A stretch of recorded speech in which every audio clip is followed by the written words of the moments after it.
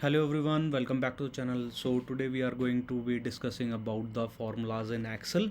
So this is an Excel workbook, and in this sheet we are going to be discussing about the sum formula, how can we do sum, and how can we use AutoSum and the shortcut for sum.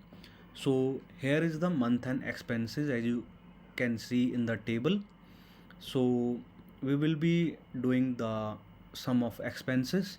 So first of all I will be doing is in the month column at row 14 I will write total total expenses, expenses, press enter, and I will adjust the column.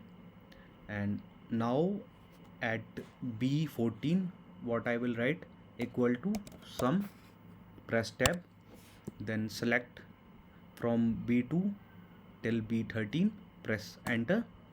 It will do the auto sum. Another way of doing is you can do is go to formula tab, press auto sum and press enter. So it will do the sum for you. And in the Macbook you can do shortcut like you can press command shift T and it will do the auto sum for you without any formula typing. So this is all about the sum formula in Excel. How can we use sum? So that's a quick wrap up about sum formula. I hope you find this video useful. If you find this video useful, give it a big thumbs up, subscribe for more, and press the bell notification for further updates. So take care. Bye bye.